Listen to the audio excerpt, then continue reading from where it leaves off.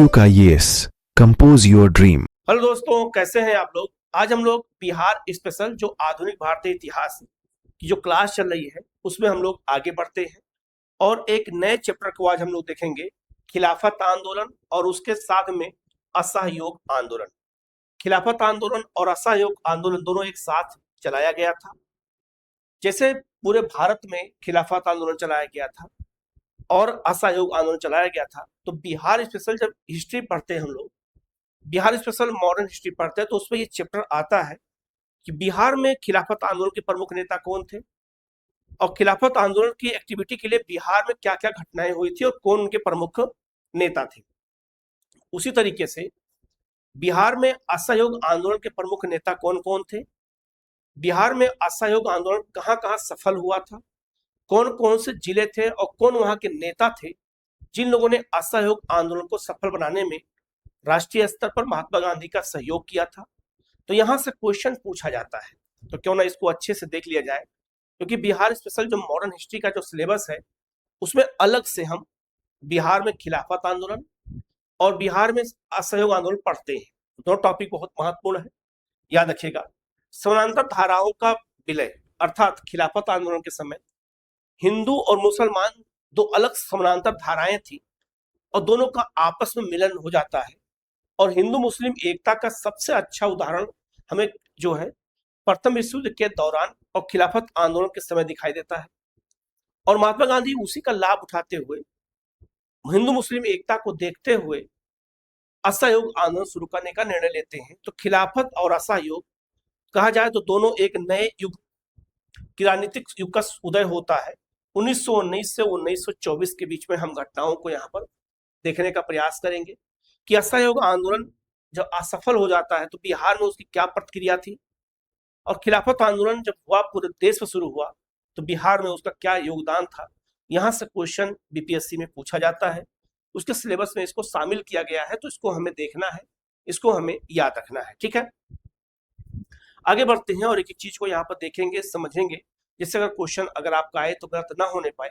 कहीं कोई डाउट होता है तो आप उसको पूछ लीजिएगा, उसका जवाब आपको दिया जाएगा। ठीक है, आगे बढ़ते हैं। वैश्विक रोष और स्थानीय गूंज, खिलाफत आंदोलन कैसे शुरू होता है, उसके लिए विश्व युद्ध जिम्मेदार कैसे था, कारण कैसे था और उसका जो है प्रभाव भारत पर और भारत के साथ साथ बिहार पर पड़ता है। तो याद रखिएगा 14 से 18 के बीच में जब प्रथम विश्व युद्ध शुरू हुआ वैश्विक संदर्भ में देखा जाए तो तुर्की और खलीफा का अपमान। प्रथम विश्व युद्ध में धुरी राष्ट्रों के साथ तुर्की चला गया, अर्थात जर्मनी के साथ तुर्की था और मित्र राष्ट्र में आपका जो है इंग्लैंड और उनके सहयोगी थे। तो प्रथम विश्व युद्ध में धुरी राष्ट्रों के साथ तुर्की की पराजय हुई और मित्र राष्ट्रों द्वारा तुर्की के सुल्तान जो मुसलमानों के खलीफा थे के राजनीतिक अधिकारों को सीमित कर दिया। और यहीं से याद रखिएगा भारत के मुसलमान और पूरे दुनिया के मुसलमान नाराज हो गए और भारत के मुसलमान भी नाराज हो गए। उन्होंने निर्णय लिया कि जो जिस ब्रिटिश सरकार का हम सहयोग कर रहे थे अब सहयोग नहीं करेंगे, अब हम भी जो है कांग्रेस की तरह स्वराज प्राप्ति का जो है उद्देश्य रखेंगे। और इसी वैश्विक घटना के कारण भारत के मुसलमान अंग्रेजों से नाराज हो गए और कांग्रेस से दूरियां, उनकी जो दूरियां थी वो नजदीकियों में बदलती हुई चली गई। याद रखिएगा इसी के संदर्भ में 1916 में याद रखिएगा लखनऊ में अधिवेशन होता है।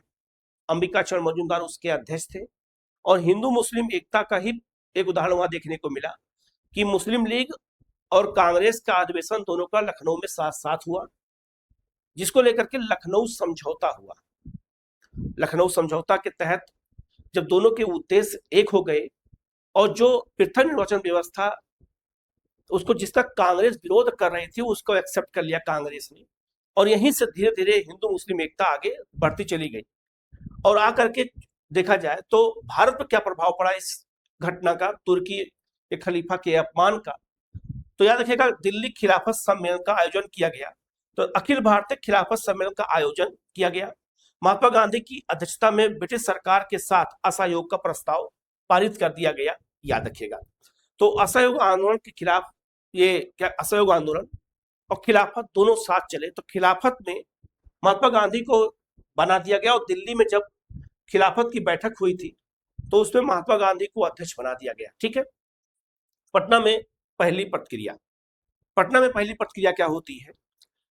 हसन इमाम की अध्यक्षता में पटना में सभा का आयोजन किया गया, शांति समारोह के बहिष्कार का आह्वान किया गया और 19 मार्च 1920 को बिहार के सभी मुसलमानों द्वारा पूर्ण हड़ताल का आयोजन किया गया।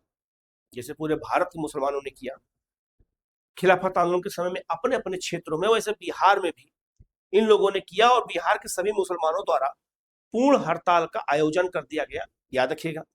और यहीं से जो है धीरे धीरे प्रक्रियाएं प्रारंभ होना शुरू हो जाती हैं खिलाफत की। आगे बढ़ते हैं। दो धाराएं एक लक्ष्य के साथ पहले हम खिलाफत की बात करते हैं।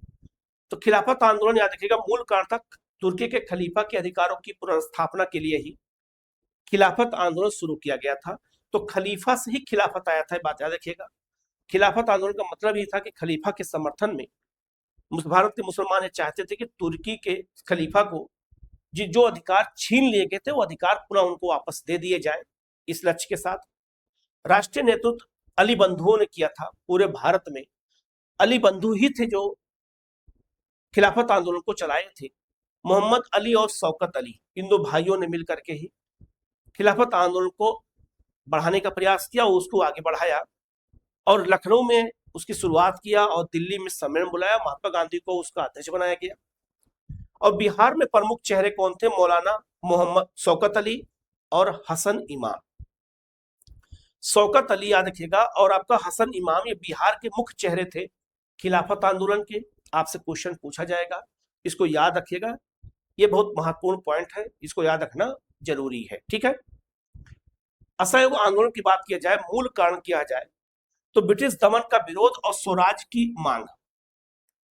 रोलट एक्ट लाया गया था, जलियांवाला बाग हत्याकांड हुआ उसकी वजह से, और क्रांतिकारियों को और भारतीय राजनीति के जो नेता थे, अलग अलग देश के राज्य के अलग अलग जिलों के, उनको गिरफ्तार कर लिया गया।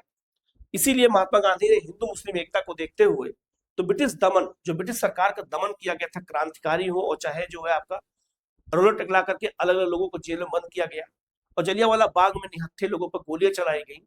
यही सबका परिणाम था कि महात्मा गांधी ने कहा कि ब्रिटिश सरकार के साथ जिस सहयोग के साथ हम काम कर रहे थे, अब हम सहयोग नहीं करेंगे, अब हम असहयोग करेंगे और असहयोग करेंगे और इसको याद रखिएगा सफल भी बनाया जाएगा। और महात्मा गांधी ने असहयोग आंदोलन का लक्ष्य रखा था 1 वर्ष में स्वराज्य की प्राप्ति। इसी उद्देश्य के साथ राष्ट्रीय नेतृत्व किया था महात्मा गांधी, लाला लाजपत राय, CR दास ने। और बिहार में मुख्य चेहरे कौन थे असहयोग आंदोलन के? तो डॉक्टर राजेंद्र प्रसाद थे, जो है आपका मजरूल हक थे, और आपका ब्रज किशोर प्रसाद थे। ये लोग असहयोग आंदोलन के मुख्य चेहरे बिहार में थे। इन लोगों ने बिहार में बढ़ चढ़ के हिस्सा लिया और बिहार में इसको सफल बनाने का प्रयास किया। राष्ट्रीय स्तर पर जहां महात्मा गांधी काम कर रहे थे, वहीं बिहार में असहयोग आंदोलन को डॉक्टर राजेंद्र प्रसाद, मजरूल हक और ब्रज किशोर के नेतृत्व में चलाया जा रहा था। तो एकजुट भारत हो गया था, एकजुटता का ही परिचय था जिससे महात्मा गांधी ने असहयोग आंदोलन को शुरू किया था। 1920 में दोनों आंदोलन का एक साथ संचालन हुआ, जिसने ब्रिटिश शासन के खिलाफ संयुक्त मोर्चा तैयार कर लिया। तो याद रखना, जो ये 2 धाराएं हैं, चाहे आपका खिलाफत हो और चाहे असहयोग, दोनों आपस में एक हो गए। और याद रखना 1920 में दोनों ने मिलकर के निर्णय लिया कि असहयोग करेंगे, हिंदू मुसलमान मिलकर करेंगे। और महात्मा गांधी ने अभी तक ब्रिटिश सरकार के जितना सहयोग किया था, तो निर्णय लिया कि अब सहयोग नहीं करूंगा, अब इनके साथ असहयोग होगा। तो असहयोग आंदोलन का जो कार्यक्रम तय किया गया था, यही था रचनात्मक कार्यक्रम और आपका जो है नकारात्मक कार्यक्रम। नकारात्मक कार्यक्रम के अंतर्गत स्कूलों को छोड़ देना है, सरकारी स्कूलों को, सरकारी अदालतों को छोड़ देना है। ये सब कार्यक्रम सेट किए गए और राष्ट्रीय विद्यालय की स्थापना की जाएगी, चरखा को बढ़ावा दिया जाएगा, स्वदेशी को बढ़ावा दिया जाएगा, बहिष्कार किया जाएगा विदेशी कपड़ों का। तो ये सब काम जो है तय किया गया कार्यक्रम असहयोग आंदोलन के पूरे भारत में भी और बिहार में भी। राष्ट्रीय सहमति से पूर्व बिहार की पहल। बिहार राष्ट्रीय सहमति से थोड़ा और आगे निकल जाता है। जैसे बात करते हैं, पहले राष्ट्रीय पहल की बात करें, राष्ट्रीय घटनाक्रम जो पूरे देश में हो रहा था। सितंबर 1920 में कलकत्ता अधिवेशन बुलाया गया, कलकत्ता का विशेष अधिवेशन बुलाया गया और लाला लाजपत राय उसके अध्यक्ष थे। गांधी जी का प्रस्ताव स्वीकार कर लिया गया। गांधी जी ने प्रस्ताव रखा था कि असहयोग आंदोलन के प्रस्ताव को स्वीकार किया जाए, तो कांग्रेस उस प्रस्ताव को स्वीकार करने के लिए वार्षिक अधिवेशन होता दिसंबर में, तो पास वहां कराना पड़ता। तो याद रखना, एक अलग से कलकत्ता का विशेष अधिवेशन कांग्रेस का बुलाया गया और लाला लाजपत राय को पहली बार ये उग्रवादी नेता थे जो कांग्रेस के किसी अधिवेशन के अध्यक्ष थे, वो भी वार्षिक नहीं, विशेष अधिवेशन के। और गांधी जी का प्रस्ताव को यहाँ पर स्वीकृति मिल गई कि गांधी के नेतृत्व में असहयोग आंदोलन चलाया जा सकता है। इसके बाद दिसंबर 1920 में नागपुर अधिवेशन हुआ और इस अधिवेशन में पूर्ण स्वीकृति मिल गई। प्रस्तावक CR दास थे। CR दास ने प्रस्ताव रखा नागपुर अधिवेशन में और असहयोग आंदोलन के प्रस्ताव को स्वीकार कर लिया गया। तो कलकत्ता के विशेष अधिवेशन में अध्यक्ष लाला लाजपत राय थे, याद रखिएगा। और कलकत्ता के विशेष अधिवेशन में प्रस्ताव को गांधी ने रखा था और नागपुर अधिवेशन में प्रस्ताव को CR दास ने रखा था, ये बात याद रखिएगा। और ये निर्णय ले लिया गया कि भारत में असहयोग आंदोलन चलेगा। लेकिन बिहार की अग्रिम पहल थी, राष्ट्रीय आंदोलन से बिहार आगे निकल गया और अप्रैल 1920 में पटना में मौलाना शौकत अली का आगमन हुआ। जो है 1920 के भागलपुर में बिहार प्रांतीय सम्मेलन का 12वां अधिवेशन बुलाया गया। तो बिहार प्रांतीय का सम्मेलन का जो 12वां अधिवेशन था वो भागलपुर में बुलाया गया और उसके अध्यक्ष राजेंद्र प्रसाद को बनाया गया और कलकत्ता अधिवेशन से पूर्व ही असहयोग का प्रस्ताव को पारित कर दिया गया। असहयोग का प्रस्ताव कलकत्ता के अधिवेशन में, विशेष अधिवेशन में पास किया गया था सितंबर में, और ये लोग सितंबर से पहले ही पास कर दिया और राजेंद्र प्रसाद के नेतृत्व में असहयोग आंदोलन के प्रस्ताव को पास किया गया। भागलपुर में बिहार प्रांतीय सम्मेलन का 12वां अधिवेशन बुलाया गया था और वहीं पर पहले ही पास कर दिया गया कि असहयोग आंदोलन किया जाएगा। तो याद रखना, ये बहुत महत्वपूर्ण है। तो राष्ट्रीय और बिहार के संदर्भ में जब हम तुलना करते हैं तो चीजें हमें स्पष्ट हो जाती है कि हमें कैसे इसको जानना है, कैसे समझना, और बिहार कैसे अग्रणी रूप से आगे निकल गया। नेतृत्व का विभाजन, समर्थन की बात की जाए, राजेंद्र प्रसाद, ब्रज किशोर प्रसाद, धरणी प्रसाद और आपका मजरुल हक और आपका शाह मोहम्मद, इन लोगों ने जो है इसको क्या किया, समर्थन दिया। इसके विरोध किसने किया, तो हसन इमाम और सचिदानंद सिन्हा ने 24-25 अप्रैल की पटना सभा में असहयोग के प्रस्ताव का विरोध किया था। बाप से पूछा जाएगा कि बिहार के किन लोगों ने असहयोग आंदोलन के प्रस्ताव का विरोध किया है, तो बताएंगे हसन इमाम और सचिदानंद सिन्हा। इन्होंने असहयोग आंदोलन के प्रस्ताव का विरोध भी किया था, ये भी याद रखना। एक यूनिक हो जाता है, एक अलग क्वेश्चन बन जाता है, तो इसको याद रखिएगा। यहां से क्वेश्चन अगर आए तो आपका गलत ना होने पाए, तो इस फैक्ट को याद रखना जरूरी है। आगे बढ़ते हैं। ब्रिटिश तंत्र का बहिष्कार। जब असहयोग आंदोलन शुरू हुआ तो महात्मा गांधी ने कार्यक्रम तय किया था कि हम रचनात्मक कार्यक्रम और नकारात्मक कार्यक्रम। तो नकारात्मक कार्यक्रम के अंतर्गत क्या क्या कार्यक्रम थे, जैसे ब्रिटिश समारोह का बहिष्कार, ब्रिटिश द्वारा जो उपाधियां और पद दिए गए हैं ब्रिटिश सरकार द्वारा उसको त्याग करने देना है। स्कूलों में सरकारी स्कूलों का त्याग करना है, सरकारी अदालतों का त्याग करना है, जो चुनाव होते हैं स्थानीय कोई भी चुनाव होता है उसका बहिष्कार कर देना है। तो इस तरह से कार्यक्रम सेट किए गए थे। और रचनात्मक कार्यक्रम में राष्ट्रीय स्कूल खोलना है, चरखा कताई शुरू करना है, छुआछूत को दूर करना है, हिंदू मुस्लिम एकता बनाए रखना है, इस कार्यक्रम के साथ शुरू हुआ। तो ब्रिटिश तंत्र का अगर बहिष्कार किया जाए तो बिहार में क्या क्या हुआ, तो विधायिका का त्याग। विधायिका का मतलब यहाँ पर संसद होता है या केंद्रीय राज्य विधानसभा होता है। विधायिका का त्याग, परिषद के चुनाव से उम्मीदवार की वापसी। परिषद के जो चुनाव होने वाले थे उसमें उम्मीदवारों ने अपना नाम वापस ले लिए। प्रमुख हस्तियां राजेंद्र प्रसाद, ब्रज किशोर प्रसाद, मजरुल हक, गोरख प्रसाद, धरणी प्रसाद और आपका मोहम्मद सफी दाऊदी। इन लोगों ने विधायिका के चुनाव में जो उम्मीदवार के रूप में जो शामिल होने वाले थे, इन लोगों ने अपना नाम वापस ले लिया और कहा कि नहीं, हम इसमें शामिल नहीं होंगे, हम आपका असहयोग करेंगे, सहयोग नहीं करेंगे। न्यायपालिका का त्याग, डॉक्टर राजेंद्र प्रसाद ने अपनी सफल वकालत का पेशा छोड़ दिया था, जो अच्छा खासा पैसा कमा रहे थे। न्यायपालिका अर्थात सरकारी अदालतों का परित्याग कर दिया गया, क्योंकि असहयोग आंदोलन का एक महत्वपूर्ण कार्यक्रम था। उपाधि और पद का त्याग, राय साहब महेंद्र प्रसाद, राजेंद्र प्रसाद के भाई द्वारा राय साहब की उपाधि लौटाई गई और मजिस्ट्रेट पद से तत्काल इस्तीफा दे दिया गया। तो याद रखिएगा, महेंद्र प्रसाद राजेंद्र प्रसाद के भाई थे, इन्हें राय साहब की उपाधि दी गई थी और ये पटना क्या ना, ये जो है मजिस्ट्रेट के पद पे थे, इन्होंने इस्तीफा दे दिया और अपना जो पद था वो भी वापस कर दिया। तो बिहार में किसने क्या काम किया है, पद छोड़ा है, किसने क्या काम किया है, ये आपके लिए क्वेश्चन बनता है, इसको याद रखिएगा। अगर एग्जाम में क्वेश्चन आए तो आपका गलत ना होने पाए। ठीक है, आगे बढ़ते हैं। एक समानांतर व्यवस्था का निर्माण, अर्थात जब हम बहिष्कार करेंगे, अन्य अन्य चीजों का हमने बहिष्कार किया, तो कुछ रचनात्मक काम भी असहयोग आंदोलन के तय किए गए थे। तो बिहार के संदर्भ में भी वो काम हुए हैं, जैसे शिक्षा, राष्ट्रीय महाविद्यालय स्थापना, छात्रों को वैकल्पिक शिक्षा देने हेतु किया गया, आचार्य राजेंद्र प्रसाद थे। बिहार विद्यापीठ 6 फरवरी 1921 को गांधी जी द्वारा राष्ट्रीय महाविद्यालय के प्रांगण में उद्घाटन किया गया। कुलाधिपति मजरूल हक थे और आपका कुलपति ब्रज किशोर प्रसाद थे। बिहार विद्यापीठ क्या रखिएगा, तो बिहार विद्यापीठ के कुलाधिपति मजरूल हक, इनका नाम याद रखिएगा। यह असहयोग आंदोलन के समय ऐसे विद्यालय स्थापित किए गए और पूरे भारत में 800 प्लस राष्ट्रीय संस्थान स्थापित किए गए थे उसी दौरान, कि हम अगर सरकारी स्कूलों में बच्चों को नहीं भेजेंगे तो उनको पढ़ने के लिए व्यवस्था हमें करनी पड़ेगी। तो 800 प्लस स्कूल स्थापित किए गए थे उस समय। तो उसी संदर्भ में बिहार में भी राष्ट्रीय महाविद्यालय बनाया गया और राष्ट्रीय जो बिहार विद्यापीठ बनाया गया, ये बात याद रखिएगा। कुलपति कुलाधिपति कौन कौन थे, इनको याद रखिएगा। महात्मा गांधी ने बिहार विद्यापीठ का उद्घाटन किया था 6 फरवरी 1921 को, याद रखना। जनसंचार, दी मदरलैंड समाचार पत्र था, दी मदरलैंड। 30 सितंबर 1921 को मजरूल हक द्वारा प्रकाशित अखबार था, उद्देश्य था राष्ट्रीय भावना का जो है प्रसार करना। तो मजरूल हक ने याद रखना दी मदरलैंड नामक समाचार पत्र निकाला था और इसी के माध्यम से वो असहयोग आंदोलन को प्रोत्साहित कर रहे थे, असहयोग आंदोलन के बारे में जनता को जागरूक कर रहे थे। तो ये बात याद रखिएगा।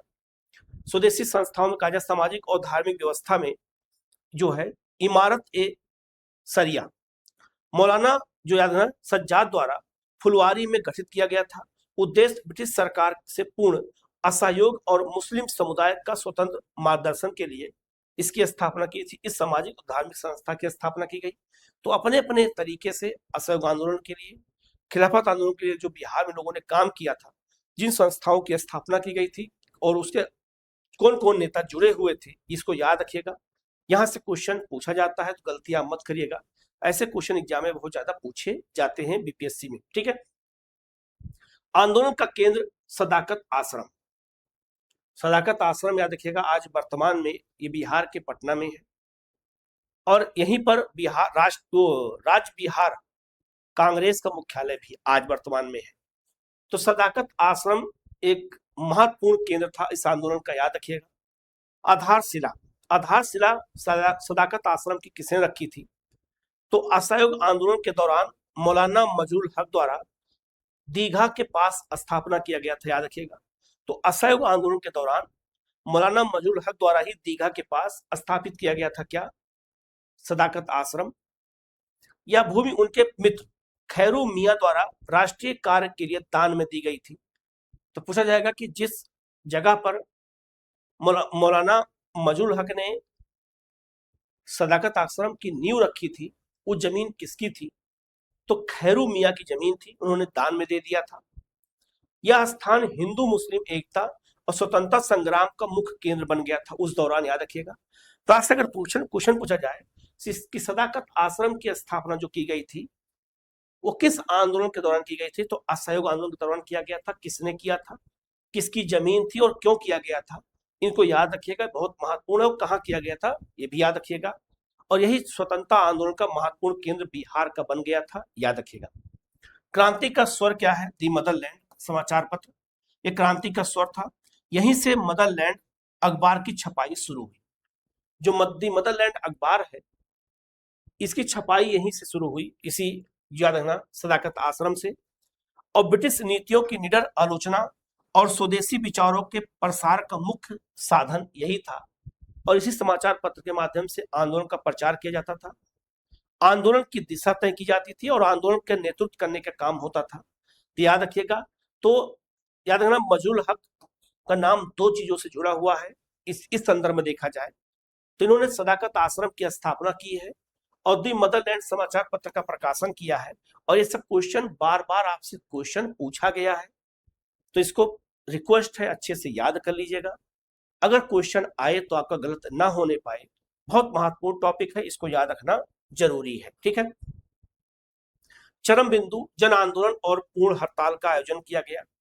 तो चरम बिंदु आंदोलन का जब शुरू हुआ तो इसका क्या क्या काम किया गया, तो जहां शाहाबाद का नशाबंदी आंदोलन, बिहार के शाहाबाद में नशाबंदी आंदोलन चलाया गया असहयोग आंदोलन के दौरान। तो लिखा है असहयोग केवल राजनीतिक नहीं था, यह सामाजिक शुद्धिकरण भी था।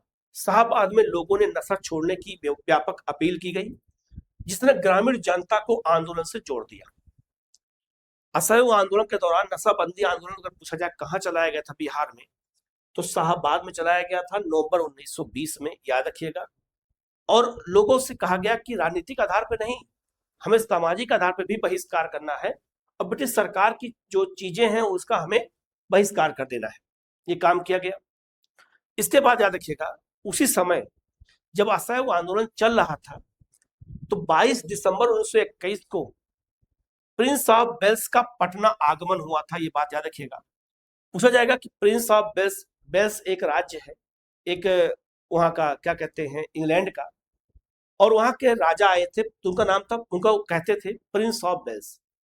तो वेल्स के राजा का पटना आगमन कब हुआ, 22 दिसंबर 1921 को। ये डेट याद रखिएगा, यह क्वेश्चन पूछा जाता है। और जब वो आगमन उनका हुआ तो ब्रिटिश युवराज के स्वागत का पूर्ण बहिष्कार किया गया। जिस दिन युवराज पटना पहुंचे पूरे शहर में अभूतपूर्व हड़ताल रखी गई। ब्रिटिश साम्राज्य के प्रति असंतोष का यह सबसे शक्तिशाली दृश्य देखने को मिला पटना में, और पटना की सारी दुकानें सब बंद कर दिया गया। हड़ताल का आयोजन किया गया कि हम प्रिंस ऑफ वेल्स के आगमन का बहिष्कार करते हैं। तो क्वेश्चन पूछा जाएगा कि प्रिंस ऑफ वेल्स पटना कब आए थे, ये डेट याद रखिएगा 22 दिसंबर 1921 को आए थे। और पूरे पटना में हड़ताल का आयोजन किया गया था, पूरे भारत में भी किया गया था, तो पटना में भी किया गया था। ये बात याद रखिएगा, मोस्ट इंपॉर्टेंट पॉइंट है, याद रखना जरूरी है। ठीक है। इसके बाद अचानक ठहराव, चोरी चोरा की गूंज, याद रखिएगा। ये घटना 5 फरवरी किताबों में मिलता है, लेकिन नए रिसर्च के अनुसार अब ये 4 फरवरी हो गया है कि रात को 11 बजे घटना घटी थी। उत्तर प्रदेश के गोरखपुर में चोरी चोरा नामक स्थान पर भीड़ द्वारा पुलिस थाने में आगजनी की गई और अहिंसक आंदोलन में हिंसा का प्रवेश हो गया। इसी कारण महात्मा गांधी ने आंदोलन को वापस ले लिया। 4 फरवरी 1922 की रात की बात है, नया रिसर्च के बाद कहता है ब्रिटिश भारत सरकार ने इसको 4 फरवरी मान लिया है। इसके लिए अधिसूचना भी जारी कर दिया है। याद रखना, अगर चोरी चोरा घटना पूछा कहाँ हुई थी तो गोरखपुर में, और कब हुई थी 4 फरवरी हो चुका है, ये बात याद रखिएगा। यहाँ पर लोग शाम के समय और सुबह के समय लोग वहां पर जुलूस निकालते थे। सुबह के समय प्रभात फेरी निकाली जाती थी असहयोग आंदोलन के दौरान, और शाम के समय रात में लोग जब खेतों से काम करके आ जाते थे, खाना वाना भोजन करने के बाद 1 घंटा 2 घंटा वो लोग मसाल लेकर के और गांव गांव में प्रचार करते थे।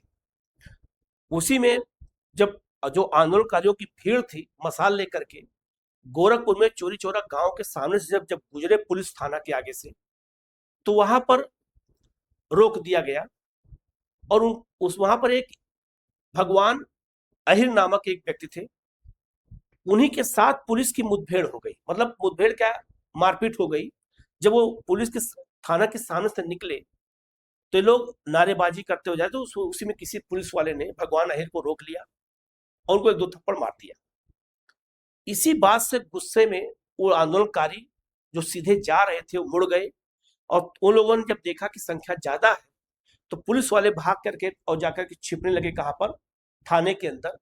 तो उसमें जो है इन लोगों ने जो मसाल लिया था वो मसाल को जला दिया, पूरे थाने में आग लगा दी। और भीड़ का कोई चेहरा होता नहीं है, भीड़ में आक्रोश ज्यादा होता है ऐसी चीजों में। तो उस ऐसी स्थिति में वो 22 पुलिसकर्मी जल गए, और इसकी घटना का महात्मा गांधी को पता चला। तो महात्मा गांधी ने कहा कि हम किसी बल पर, किसी भी कीमत पर हिंसा के सहारे न देश आजाद कराना चाहते हैं और न हिंसा के बल पे हम आंदोलन चाहते हैं। और महात्मा गांधी ने निर्णय ले लिया कि हम असहयोग आंदोलन वापस ले लेंगे। तो चोरी चोरा घटना के कारण जिस समय आंदोलन पर चरम पे था, तो वापस ले लिया गया और महात्मा गांधी का काफी विरोध हुआ। 12 फरवरी को आंदोलन वापस लिया गया है और 4 फरवरी को चोरी चोरा की घटना हुई और 12 फरवरी को वापस लिया गया बारदौली में। तो बारदौली में कांग्रेस कार्यकारिणी की बैठक बुलाई गई और बारदौली में गांधी जी द्वारा असहयोग आंदोलन को तत्काल प्रभाव से स्थगित करने का निर्णय ले लिया गया। तो आपसे क्वेश्चन पूछा जाए कि असहयोग आंदोलन कब महात्मा गांधी ने वापस लिया था, तो 12 फरवरी याद रखिएगा 1922 को। कहां वापस लिया था, तो बारदौली में लिया था, ये भी याद रखिएगा, ये भी क्वेश्चन पूछा जाता है। परिणाम क्या निकला कि बिहार सहित पूरे देश में चरम पर पहुंचा आंदोलन एक झटके में रुक गया, जिससे राष्ट्रवादियों में निराशा और वैचारिक शून्यता उत्पन्न हो गई। तो अपने आप में समझ सकते हैं कि जिस समय युवा, चाहे कोई भी वर्ग का युवा हो, जो आंदोलन में बढ़ चढ़ के हिस्सा ले रहा था, उसको बड़ा निराशा हुई कि अचानक ऐसा कैसे हो सकता है। और महात्मा गांधी की यहाँ काफी बुराई हुई, लेकिन महात्मा गांधी ने कहा कि हिंसा के बल पे मैं देश आजाद नहीं चाहता। हिंसा के बल पे देश आजाद होगा तो आने वाली पीढ़ी के लिए एग्जाम्पल रहेगा कि हिंसा के बल पे ही देश हमें आजादी मिली है और आजादी आगे मिलती रहेगी, सत्ता परिवर्तन होता रहेगा। जैसे दुनिया के देशों में हिंसा के बल पे सरकारें बनी बिगड़ी हैं, तो वो बहुत दिनों तक वहां न लोकतंत्र सर्वाइव कर पाया, न जनता और न जनता के अधिकार सर्वाइव कर पाए हैं। तो तत्काल प्रभाव से महात्मा गांधी का कितना भी विरोध उस समय क्यों ना हुआ हो, लेकिन उनकी दूरदर्शिता को देखा जाए तो ये सही भी है कि हिंसा के बल पर हमें देश आजाद नहीं चाहिए। और हिंसा के बल पर कोई भी देश अगर आजाद हुआ है तो बहुत दिन तक नहीं चला है, इसका एग्जाम्पल भरा पड़ा है हमारे इतिहास में। ठीक है, तो याद रखिएगा महात्मा गांधी ने कहा कि अगर मान लीजिए, ध्यान समझिएगा, अगर मान लीजिए मैं चोरी चोरा की घटना को नजरअंदाज कर देता हूं और आंदोलन को जारी रखता हूं, तो याद रखिएगा जाहिर सी बात है, अगर चोरी चोरा को एग्जाम्पल बना करके भारत के अलग अलग क्षेत्रों में लोग पुलिस को निशाना बनाते और ब्रिटिश सरकार के खिलाफ आगजनी करते, हिंसा करते, ब्रिटिश सरकार उसकी प्रतिक्रिया में कांग्रेस पार्टी पर प्रतिबंध लगा देती, बड़े बड़े नेताओं को जेल में डाल देती देशद्रोह के मुकदमे में, और जनता के साथ उत्पीड़न होता। गांव गांव में जो पुलिस थी वो आम जनता को पीटती, उसकी न्यूज तो दुनिया में आती नहीं है, बड़ी बड़ी न्यूजें आ जाती नहीं, छोटी छोटी न्यूजें नहीं आती, समाचार नहीं आते। तो महात्मा गांधी को डर था कि पुलिस इतना अत्याचार करती गांव गांव के लोगों के साथ जिसका कोई जवाब नहीं, इसलिए महात्मा गांधी ने वापस लिया। लेकिन तत्काल प्रभाव से लोगों को लगा कि नहीं, महात्मा गांधी बहुत गलत काम किया, लेकिन बाद में जब सोचा इस चीज को कि नहीं, महात्मा गांधी का रास्ता सही था, हमें हिंसा के बल पे ना तो देश आजाद चाहिए, ना तो हिंसा के बल पे हमें कोई आंदोलन चाहिए, तो अहिंसा ही सबसे इंपॉर्टेंट है, अहिंसा के बल पे ही चाहिए। और इसी कारण हमारा देश आज अहिंसा के बल पे आजाद हुआ, हिंसा के बल पे आजाद नहीं हुआ है। इसीलिए हमारा देश लोकतंत्र आज रन कर रहा है और दुनिया के लिए एग्जाम्पल बना हुआ है। हमारा देश जब 1947 में आजाद हुआ तो 47, 48, 49 में कई देश आजाद हुए पूरी दुनिया में, लेकिन उन देशों में जो सत्ता परिवर्तन हुआ वहां लोकतंत्र नहीं चल पाया, वहां सैनिक शासन आ गया। लाइक पाकिस्तान को देख लो, वहां का प्रधानमंत्री कभी भी 5 साल कार्यकाल पूरा ही नहीं कर पाया जब से देश आजाद हुआ है। तो ऐसे बहुत सारे एग्जाम्पल भरे पड़े हैं, तानाशाही व्यवस्था भरी पड़ी है। हमारे देश में ऐसा नहीं चलेगा, याद रखिएगा, ठीक है। और ना ऐसा चलेगा, ना ऐसा चलता आया है कभी भी, ठीक है। वैचारिक दोहराव 1922 का गया अधिवेशन हुआ। अब गया अधिवेशन 1922 में हुआ, यह कांग्रेस का दूसरा अधिवेशन था जो बिहार में हुआ। तो गया अधिवेशन में ही एक वैचारिक मतभेद हो गया, वैचारिक कहा जाए दोहरापन आ गया और असहयोग आंदोलन वापस जब ले लिया गया तो जो भारत के युवा वर्ग थे और कांग्रेस के अंदर भी लोग चाहते थे कि क्यों ना विधान परिषद के चुनाव में भाग लिया जाए, और विधान परिषद के चुनाव में भाग लेंगे, विधानसभा के चुनाव में भाग लेंगे, तो सरकार के अंदर जब जाएंगे विधानसभा में वहां भी हम बहिष्कार करेंगे और देश के बाहर तो बहिष्कार हो ही रहा है। इसी को लेकर के कांग्रेस में वैचारिक मतभेद हो जाता है। तो जो लोग विधानसभा के चुनाव में शामिल होना चाहते थे उन्हें परिवर्तनवादी कहा गया, वो परिवर्तन चाहते थे। और जो विरोध कर रहे थे कि नहीं हम आंदोलन करेंगे गांधी जी के नेतृत्व में और हम चुनाव में हिस्सा नहीं लेंगे, उन्हें अपरिवर्तनवादी कहा गया, क्योंकि ये परिवर्तन नहीं चाहते थे। तो गया अधिवेशन 1922 में हुआ। ये कांग्रेस का 37वां अधिवेशन था और बिहार में होने वाला दूसरा अधिवेशन था। इसके अध्यक्ष कौन थे? चित्तरंजन दास को बनाया गया। तो बिहार के गया में कांग्रेस का ऐतिहासिक वार्षिक अधिवेशन हुआ, उसके अध्यक्ष चित्तरंजन दास बनाए गए, CR दास बनाए गए। सीआर दास ने प्रस्ताव रखा कि क्या विधानसभा चुनाव में हिस्सा लेना चाहिए, तो उसी में विरोध होने लगा और इसी कारण चितरंजन दास ने का अध्यक्ष पद छोड़ दिया और स्वराज पार्टी गठन किया और विधानसभा के चुनाव में 23 का जो चुनाव होने वाला था उसमें हिस्सा लिया और उनको सफलता मिली, जिसका वीडियो मैंने आपको बताया बना दिया था, आप जाकर उसको देखा होगा। विचार क्या हुआ, विचार क्या था, परिवर्तनवादियों का विचार क्या था कि परिषद काउंसिल के चुनाव में भाग लेना और भीतर से ब्रिटिश सरकार के कामकाज में बाधा डालना। हम परिषद के, इनका कहना था कि हम परिषद के अंदर जाएंगे, चुनाव जीतेंगे और वहां पर ब्रिटिश सरकार के कामकाज को ठप कर देंगे, हम वहां भी असहयोग करेंगे, बाहर तो कर ही रहे हैं। तो विचार तो सही था, नो डाउट। नेता कौन कौन थे, चितरंजन दास, मोतीलाल नेहरू और विठल भाई पटेल, ये लोग जो है विधान परिषद के चुनाव में भाई जो है शामिल होना चाहते थे, तो इन्हें परिवर्तनवादी कहा गया, ये परिवर्तन चाहते थे। अगर कहा जाए अपरिवर्तनवादी विचार कहा जाए तो परिषद में प्रवेश का विरोध किया, रचनात्मक कार्यों, शिक्षा, खादी पर ध्यान केंद्रित करना था। निर्णय कांग्रेस के बहुमत द्वारा परिषद प्रवेश का प्रस्ताव खारिज कर दिया गया और जैसे प्रस्ताव गया अधिवेशन में खारिज किया गया, तुरंत चितरंजन दास ने इस्तीफा दे दिया और कहा कि हम एक नई पार्टी बनाएंगे और कांग्रेस खिलाफत स्वराज पार्टी गठन इलाहाबाद में मार्च 1923 में किया। तो याद रखिएगा, ये इंपॉर्टेंट है। तो उसकी स्वराज पार्टी का बिहार से क्या महत्वपूर्ण योगदान रहा है, तो ये भी हमें देखना पड़ेगा, ये भी हमें जानना पड़ेगा, क्योंकि वहां से क्वेश्चन पूछा जाता है, तो उसको भी हम आगे बताएंगे। आगे बढ़ते हैं। नए मार्ग और पुराने अध्यायों का अंत क्या था, स्वराज दल का गठन किया गया, जो है अगर कहा जाए तो फरवरी 1923 गठन कर दिया गया। गया अधिवेशन के मतभेदों के कारण कांग्रेस के भीतर ही स्वराज पार्टी का जन्म हो गया। बिहार में प्रभाव, फरवरी 1923 में बिहार स्वराज दल का गठन किया गया। मुख्य नेता नारायण प्रसाद अध्यक्ष थे और श्री कृष्ण क्या थे उसके नेता थे, याद रखिएगा, इंपॉर्टेंट है।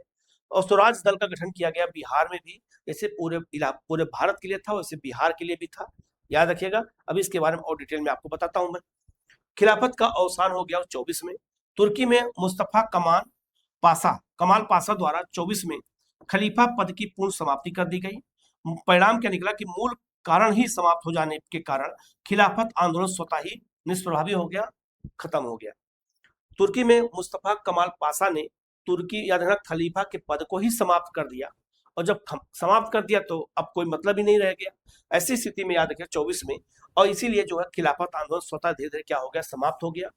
ऐसी स्थिति में ये भूमिगत होते हुए समाप्त हो गया और दूसरी तरफ असहयोग आंदोलन पहले समाप्त हो चुका था। तो यहीं से हिंदू मुस्लिम जो एकता बनी थी वो टूट गई और हिंदू मुस्लिम एकता टूटना भारत के लिए घातक सिद्ध हुआ और यहीं से सांप्रदायिक दंगा भारत में शुरू हो गए और जिसका परिणाम निकला पाकिस्तान का जन्म। ठीक है, बिहार की अस्थायी विरासत की बात करते हैं तो संस्थागत ढांचा क्या था।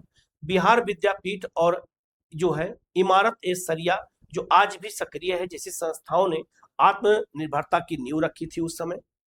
सामुदायिक एकता, खिलाफत और असहयोग के विलय ने बिहार में अभूतपूर्व हिंदू मुस्लिम राजनीतिक समन्वय स्थापित किया था, ये याद रखिएगा। जन जागरूकता, नशाबंदी और बहिष्कार कार्यक्रमों ने स्वतंत्रता संग्राम को एलिट ड्राइंग रूम से निकाल करके शाहबाद और पटना के आम जनमानस तक पहुंचा दिया। तो जो आंदोलन केवल ड्राइंग रूम में होते थे, बड़े बड़े परिवारों में होते थे कि हाँ हमें करना है, वो जन आंदोलन के रूप में बदल गया। ये बड़ी भूमिका थी। आंदोलन भले ही 1922 में रुक गया, लेकिन इसने उस राजनीतिक चेतना का बीजारोपण कर दिया जिसने भविष्य में सविनय अवज्ञा और भारत छोड़ो आंदोलन को जन्म दिया। तो ये भी इंपॉर्टेंट है, ये भी हमें याद रखना जरूरी है। ठीक है, तो असहयोग आंदोलन का क्या था, सविनय अवज्ञा आंदोलन बिहार में क्या प्रभाव पड़ा, कैसे कैसे इंपॉर्टेंट था, इसको हमने जान लिया है। हम आगे बढ़ते हैं और इसके बारे में और आगे कौन कौन सी घटनाएं होती है उनको हम लोग जानते हैं। ठीक है, तो हम लोग आगे बढ़ते हैं। तो असहयोग आंदोलन और खिलाफत आंदोलन जो मैंने बिहार में देखा, तो उसके प्रमुख नेता कौन कौन थे, कौन कौन सी संस्थाओं की स्थापना की गई, किस न्यूज़पेपर ने महत्वपूर्ण भूमिका निभाई थी। तो चाहे भारत के स्तर पर खिलाफत हो और असहयोग हो, चाहे बिहार के संदर्भ में हो, बीपीएससी में दोनों क्वेश्चन पूछे जाएंगे, लेकिन बिहार स्पेशल हिस्ट्री क्योंकि सिलेबस में जब शामिल किया गया है, अलग से शामिल किया गया, तो क्वेश्चन वहां पूछना तय है। तो बिहार के प्रमुख अगर असहयोग आंदोलन के नेता देखा जाए तो जिले के आधार पर बहुत सारे नेता थे। जिसे अगर हम बात करते हैं तो शाह मोहम्मद जुबैर, ये मुंगेर से प्रमुख नेता थे असहयोग आंदोलन में। इन्होंने मुंगेर में बहुत बढ़ चढ़ के हिस्सा लिया, मुंगेर के लोगों को असहयोग आंदोलन में शामिल करने का काम किया। उसी तरह से पटना में अगर कहा जाए तो गुलाम इमाम, इन्होंने महत्वपूर्ण भूमिका निभाई पटना में, राजेंद्र प्रसाद के साथ मिलकर काम किया। और मोतिहारी में गोरख प्रसाद, इन्होंने मोतिहारी में चंपारण के क्षेत्र में इन लोगों जो है असहयोग आंदोलन का प्रचार किया और उन लोगों को शामिल करने का प्रयास किया। तो बिहार के छोटे नेता हो चाहे बड़े नेता हो, अलग अलग जिलों में सब ने अपना अपना योगदान दिया है और आंदोलन को सफल बनाने में कोई कसर नहीं छोड़ा है। वो तो चोरी चोरा की घटना ना हुई होती तो कुछ परिणाम उसका निकलता, लेकिन परिणाम ऐसा ना निकले कि हिंसा के बल पे आजाद हो, मैंने आपको पहले ही बता दिया। इसीलिए चीजों को हमें थोड़ा और आगे बढ़ना है। अब असहयोग आंदोलन जब वापस ले लिया गया तो पूरे भारत में निराशा उत्पन्न हो गई और कांग्रेस के अंदर ही गया अधिवेशन में चितरंजन दास के नेतृत्व में यह निर्णय लिया गया कि हम विधान परिषद के चुनाव में, काउंसिल के चुनाव में हिस्सा लेंगे। तो उन्हें परिवर्तनवादी कहा गया और आप परिवर्तनवादी जो हिस्सा नहीं लेना चाहते थे। तो उसी के बाद आगे बढ़ते हैं और 1922 से और 1934 तक के इतिहास को थोड़ा हम बिहार के संदर्भ में और देखेंगे और वहां की घटनाओं को, छोटी छोटी घटनाओं को जानेंगे। क्योंकि याद रखिएगा, जो स्वराज पार्टी की स्थापना होती है इसको हमें बिहार के संदर्भ में पढ़ना ही है। प्रमुख नेता कौन थे, क्या था, थोड़ा सा मैंने आपको बताया था, डिटेल में थोड़ा और बताएंगे अभी आपको। साइमन कमीशन बिहार आया था, साइमन कमीशन का क्या रोल था बिहार के संदर्भ में उसको देखेंगे, क्योंकि क्वेश्चन पूछा जाता है। देखिए करके हम आगे बढ़ते हैं। तो विधायिका से लेकर सड़कों और समाजवाद तक का सफर हम शुरू करते हैं। इसमें एक एक पॉइंट को याद देखेंगे और कहीं कोई डाउट होगा तो आप जो है उसको पूछ लीजिएगा, उसका जवाब आपको दिया जाएगा। 1922 से 1934 देखा जाए, प्रतिरोध की बदलती रणनीतियां देखा जाए तो स्वराज दल की जो स्थापना 1923 में की गई थी, व्यवस्था के भीतर संघर्ष करने का इनका उद्देश्य था कि विधानसभा की या काउंसिल के चुनाव में हम हिस्सा लें और वहां बढ़ चढ़ के विरोध करें। साइमन कमीशन का विरोध हुआ था 1928 में, व्यवस्था का पूर्ण बहिष्कार। तो बिहार में साइमन कमीशन का जो विरोध किया गया था उसको हमें जानना है। और समाजवाद 1931 से 34 के बीच में एक वैकल्पिक व्यवस्था का निर्माण हुआ था। तो बिहार के संदर्भ में जो कांग्रेस समाजवादी पार्टी के क्या रोल था उसको देखना है। छोटा सा पॉइंट है लेकिन क्वेश्चन पूछा जाता है। और जो अलग क्लास आएगी उसमें हम बिहार में सविनय अवज्ञा आंदोलन के बारे में हम अलग से बताएंगे, वो अलग क्लास रहेगी। लेकिन इसमें जो छोटी छोटी घटनाएं हैं उनको जोड़ करके बताना, उनको याद रखना जरूरी है। महज 12 वर्षों में बिहार ने रणनीतिक प्रतिरोध के हर आयाम का सफलतापूर्वक परीक्षण किया। इसके बारे में हमें जानना जरूरी है कि क्या क्या घटनाएं हुई थी, कैसी घटनाएं हुई थी और क्या इंपॉर्टेंस है, क्योंकि वहां से क्वेश्चन पूछा जाता है। एक एक करके हम लोग यहाँ चलते हैं, आगे बढ़ते हैं और इन घटनाओं को समझने का प्रयास करते हैं कि यहाँ से क्वेश्चन कैसे आपसे पूछे जा सकते हैं। टॉपिक ये इंपॉर्टेंट है, छोटा टॉपिक है लेकिन इंपॉर्टेंट टॉपिक है, याद रखिएगा। 1922 का गया अधिवेशन हुआ, एक वैचारिक चौराहा था। विधायिका के बहिष्कार का समर्थन किया गया, परिवर्तन विरोधी थे, नो चेंजेस। चितरंजन दास, मोतीलाल नेहरू और विठल भाई पटेल परिषद में प्रवेश के समर्थक थे, इन्हें परिवर्तनवादी कहा गया। तो कांग्रेस क्या रखिएगा, जो लोग विधान परिषद के चुनाव में शामिल होना चाहते थे उन्हें परिवर्तनवादी भी मैंने आपको बताया था, और जो शामिल नहीं होना चाहते तो उन्हें जो है अपरिवर्तनवादी कहा गया, याद रखिएगा। और जो परिवर्तनवादी थे वो चितरंजन दास, मोतीलाल नेहरू, ये सब नेता थे। और 1922 का गया अधिवेशन हुआ था, ये कांग्रेस का 37वां अधिवेशन का और बिहार का दूसरा अधिवेशन था। जो बिहार में दूसरा अधिवेशन हुआ था, पहला 1912 में बांकीपुर पटना में हुआ था और दूसरा ये अधिवेशन हुआ था। मतभेदों के कारण कांग्रेस के भीतर स्वराज पार्टी का गठन किया गया 1923 में। जब अपरिवर्तनवादियों ने कहा कि नहीं, हम परिषद के चुनाव में हिस्सा नहीं लेना चाहते हैं, तब स्वराज पार्टी के गठन करने की बात आई कि एक नई पार्टी बनाएंगे। तो स्वराज पार्टी का पूरा नाम था स्वराज पार्टी, वो कांग्रेस खिलाफत स्वराज पार्टी उसका नाम था। बाद में कांग्रेस ने उसको समर्थन दे दिया और कहा कि हमारा वैचारिक समर्थन आपके साथ है। वो घटना बाद में होती है, मैं इसका पूरा वीडियो आपको बता चुका हूं पहले ही। तो परिवर्तनवादी कौन थे, अपरिवर्तनवादी कौन थे, याद रखिएगा, क्वेश्चन पूछा जाता है। 1937 का कांग्रेस अधिवेशन गया पटना में बुलाया गया, गया में बुलाया गया 1922 में। तो 1937 का तो याद रखना, तो याद रखिएगा 37वां कांग्रेस अधिवेशन गया में बुलाया गया 1922 में। अध्यक्ष चितरंजन दास थे। और जब ये प्रस्ताव रखा कि विधान परिषद के चुनाव में हिस्सा लिया जाए तो अपरिवर्तनवादियों ने विरोध किया। इस कारण चितरंजन दास ने गया अधिवेशन से इस्तीफा दे दिया और निर्णय लिया कि हम एक नई पार्टी बनाएंगे और विधान परिषद के चुनाव में हिस्सा लेंगे। यह निर्णय लिया गया चितरंजन दास और मोतीलाल नेहरू के द्वारा। स्वराज पार्टी का मॉडल क्या था? विधायिका में घुसपैठ।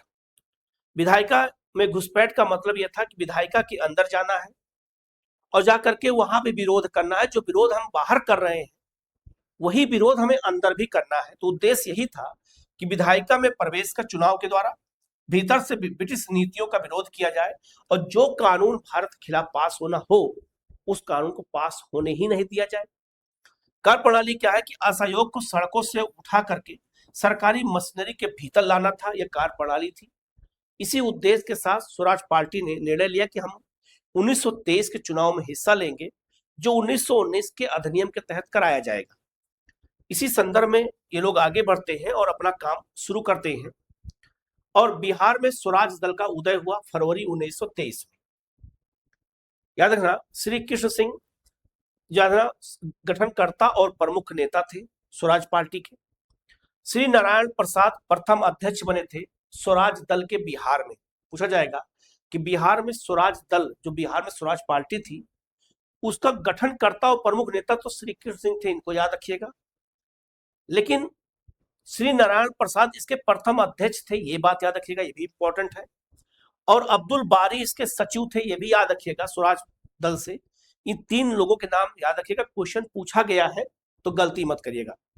समानांतर संस्थागत विकास, इसी दौरान फुलवारी में मौलाना काजा सज्जाद द्वारा इमायत सरिया नामक एक संगठन की स्थापना की गई थी। इसके बारे में पहले ही बता चुका हूं, ठीक है, याद रखिएगा।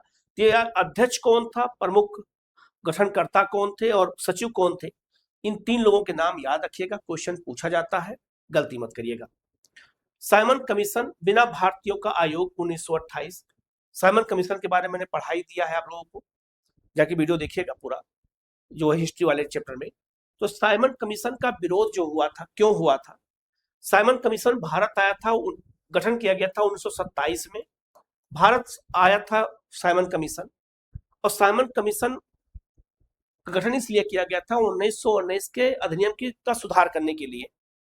तो भारत में मॉन्टेग्यू चेम्सफोर्ड सुधार जो 1919 में आया था, जिसे भारत शासन अधिनियम 1919 कहते हैं, इसकी जांच के उद्देश्य से वायसराय लॉर्ड इरविन और ब्रिटिश संसद द्वारा सर जॉन साइमन की अध्यक्षता में एक गठित किया गया था। और इसमें याद रखिएगा 7 अंग्रेज सदस्य थे और कोई भी भारतीय सदस्य नहीं था। तो भारतीयों का कहना यह था कि जिस देश की जांच करने के लिए, जिस देश की व्यवस्था की जांच करने के लिए ये आने वाला है, उसमें अगर कोई भारतीय सदस्य नहीं रहेगा तो मतलब क्या रह गया। तो साइमन कमीशन में भारतीय सदस्य न होने की वजह से सारे इसमें अंग्रेज थे, इसीलिए साइमन कमीशन को व्हाइट कमीशन भी कहा जाता है। और पूरे भारत में इसका विरोध किया गया, साइमन गो बैक के नारे लगाए गए।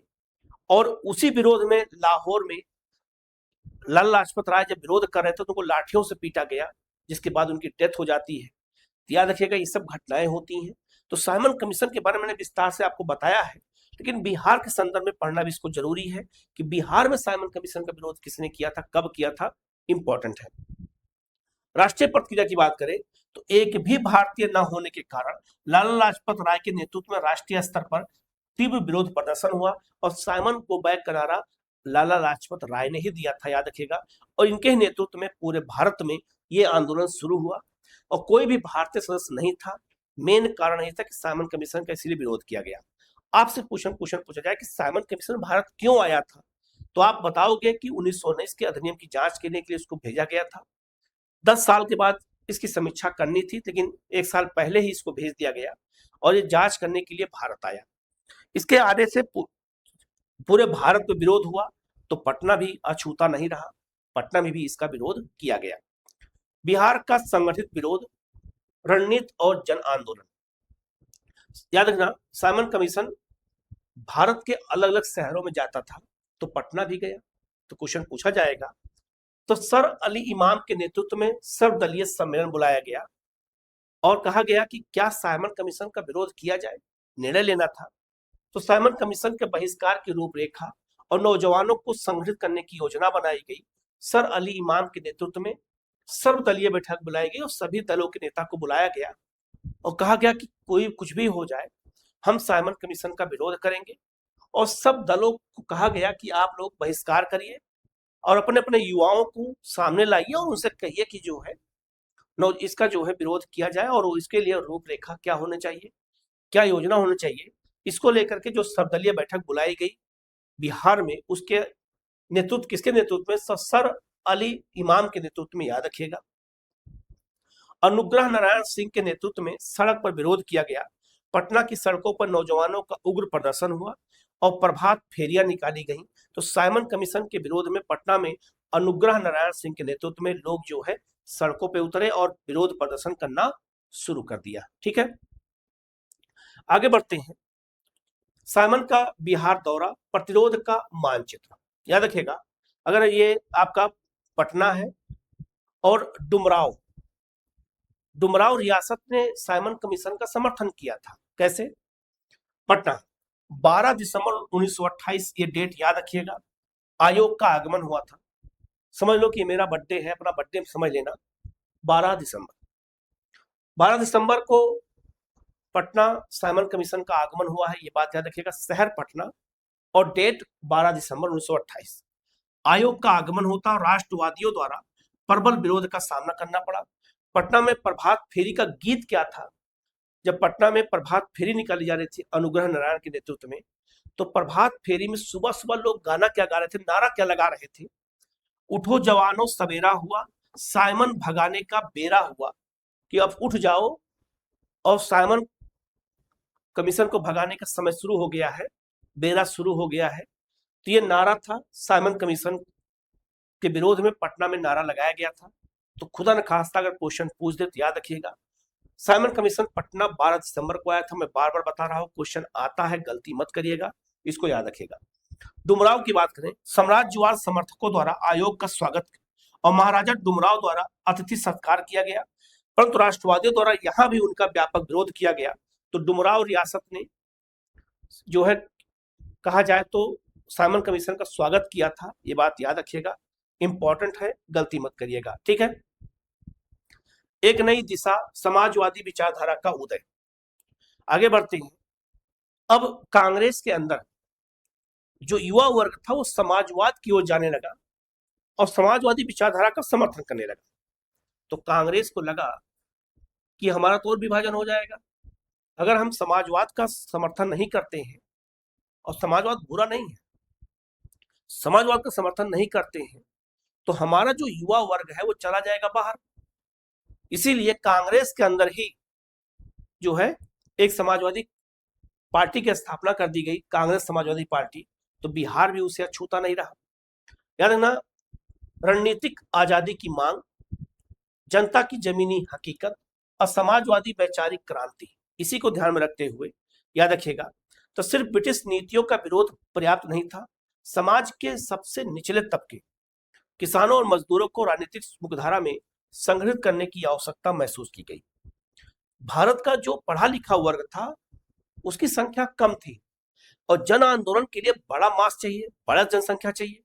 ऐसी स्थिति में किसानों और मजदूरों ने को भी जोड़ना था। इसलिए समाजवाद की ओर कांग्रेस की युवा बढ़ने लगे कि किसानों और मजदूरों को साथ लाओ, जिससे जनसंख्या और बढ़े, जनमानस और बढ़ जाए, जिससे ब्रिटिश सरकार के ऊपर दबाव और डाला जा सके। इसी को ध्यान में रखते हुए यह उद्देश्य के साथ इसकी शुरुआत होती है। बिहार सोशलिस्ट पार्टी आधारभूत संरचना, समाजवादी विचारधारा कहा जाए तो किसान और मजदूर इसके मुख्य दो पिलर थे।